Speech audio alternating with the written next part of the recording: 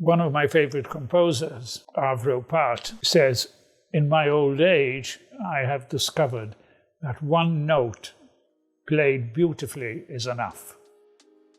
Hello, Everhouse. My name is Richard England. This is my studio, the place where I work, hopefully which also inspires me.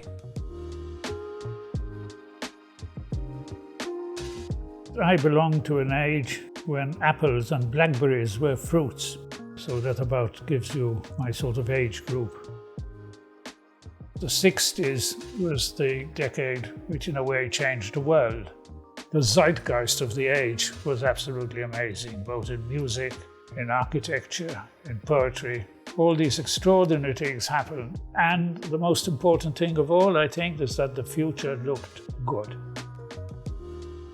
Being in my early 20s in that decade, I was able to meet a number of people of a certain stature: Desmond Morris, Victor Passmore, Basil Spence, Dennis Sharp.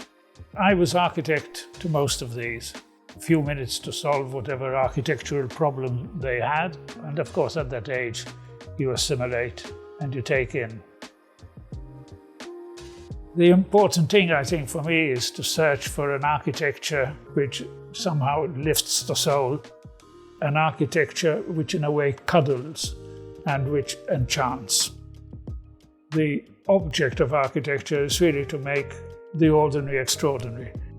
Architecture without adjectives, which means that you get to the essence.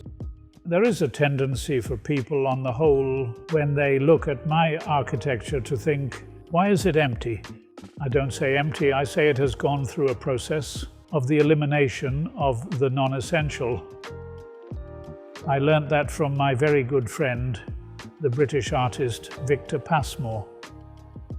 He always spoke about how to get down almost to the bare canvas. I still believe that despite all technologies, that the bridge between mind and paper is still best crossed by the hand. What you draw remains with you because you assimilate all the essence of the object you're drawing, but obviously you do not draw every stone. Then you attempt to capture what I would call the essence of a building. But drawing remains the most amazing possibility. So I do try and produce a drawing a day, whatever it is.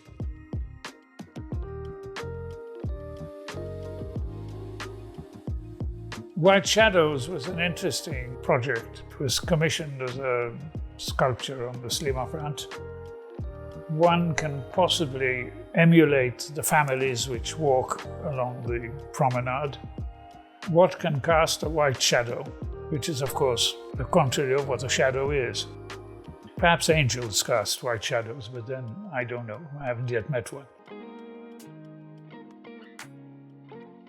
The love sculpture on the other side is about reflection.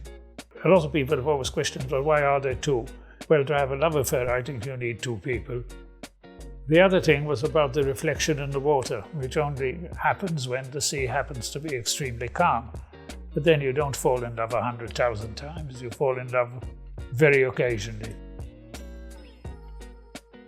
I suppose I became an architect because my father being an architect, architecture was in the house. When I came back from my period of study in Milan, he said, "You've done well, I'm going to give you a present." I got the commission to do a little church in a small village called Manikata. It's yours. And that was, in a way, handing over the baton. It took me 12 years to make this church, and I say make because it was built by the voluntary efforts of the villagers themselves. Most of them couldn't even read. So the fact that I was making a building with my hands, actually making a building as opposed to designing a process to have a building made, because it makes all the difference in the world if you're handling the stone. I was asked to write my autobiography and I said, no way. Architects sometimes commit suicide by jumping off their own ego. I don't want to be one of those. So what I wrote a book called Chambers of Memory, but it's about reminiscence. But it's not about saying, oh, how good I am and all that. It's not for me to pass judgment on my own work. I keep going. I mean, it's very nice when you get somebody like Daniel Libeskind writing things about you, or you get Renzo Piano. I think it's fuel to keep you going. Although, regretfully, I cannot stop myself growing old, I can stop myself growing up. The toys around the studio are here to help me retain the child in me. They remind me of my childhood, and hopefully they help me keep that child active. It's still terribly important to have a sense of innocence and continuous learning.